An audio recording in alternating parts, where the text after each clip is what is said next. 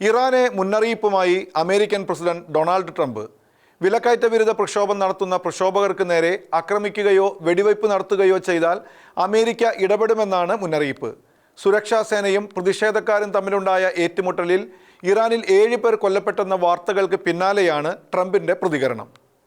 ഇറാനിൽ വിലക്കയറ്റ വിരുദ്ധ പ്രക്ഷോഭം നടത്തുന്ന പ്രക്ഷോഭകരെ ആക്രമിക്കുകയോ അവർക്ക് നേരെ വെടിവയ്പ് നടത്തുകയോ ചെയ്താൽ അമേരിക്ക ഇടപെടുമെന്ന് ഇറാൻ ഭരണകൂടത്തിന് മുന്നറിയിപ്പ് നൽകിയിരിക്കുകയാണ് അമേരിക്കൻ പ്രസിഡന്റ് ഡൊണാൾഡ് ട്രംപ്. ഇറാനിൽ വിലക്കയറ്റ വിരുദ്ധ പ്രക്ഷോഭം ആളിക്കത്തുമ്പോഴാണ് ഇറാൻ ഭരണകൂടത്തിന് ഡൊണാൾഡ് ട്രംപിന്റെ മുന്നറിയിപ്പ്. സമാധാനപരമായി പ്രതിഷേധം നടത്തുന്നവരെ വെടിവെച്ചാൽ അവരെ രക്ഷിക്കാൻ അമേരിക്ക എത്തുമെന്നാണ് തന്റെ സാമൂഹ്യ മാധ്യമത്തിലൂടെ ട്രംപ് വ്യക്തമാക്കിയത്. സുരക്ഷാ സേനയും പ്രതിഷേധക്കാരും തമ്മിലുണ്ടായ ഏറ്റുമുട്ടലിൽ ഇറാനിൽ 7 പേർ കൊല്ലപ്പെട്ടെന്ന വാർത്തകൾക്ക് പിന്നാലെയാണ് ട്രംപിന്റെ പ്രതികരണം. ഇറാനിൽ പ്രക്ഷോഭകരായ 7 പേർ കൊല്ലപ്പെട്ടതായി രാജ്യാന്തര വാർത്താ ഏജൻസികൾ റിപ്പോർട്ട് ചെയ്തിരുന്നു. അതേസമയം സംഘർഷത്തിൽ ഒരു IRGC ഉദ്യോഗസ്ഥൻ കൊല്ലപ്പെട്ടെന്നും 13 പേർക്ക് പരിക്കേറ്റെന്നുമാണ് ഇറാൻ അധികൃതർ സ്ഥിരീകരിച്ചത്. പടിഞ്ഞാറൻ ഇറാനിലെ ലോർദ്ഗൻ, മധ്യപ്രവിശ്യയിലെ ഇസ്വഗാൻ എന്നീ നഗരങ്ങളിൽ സുരക്ഷാ സേനയും സമരക്കാരും തമ്മിലുണ്ടായ സംഘർഷങ്ങളിൽ ഒട്ടേറെ പേർ കൊല്ലപ്പെട്ടെന്ന് സ്ഥിരീകരിക്കാത്ത റിപ്പോർട്ടുകളുമുണ്ട്. ലോറെസ്ഥാൻ പ്രവിശ്യയിലെ അസ്ന നഗരത്തിലുണ്ടായ പ്രതിഷേധത്തിൽ 3 പേർ കൊല്ലപ്പെടുകയും 17 പേർക്ക് പരിക്കേൽക്കുകയും ചെയ്തുവെന്നാണ് ഇറാൻ വാർത്താ ഏജൻസിയായ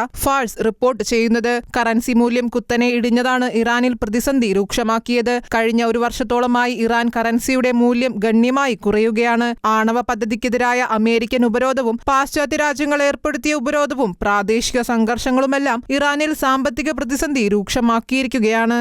ഇന്റർനാഷണൽ ഡെസ്ക്, ഷെക്കൈന ന്യൂസ്.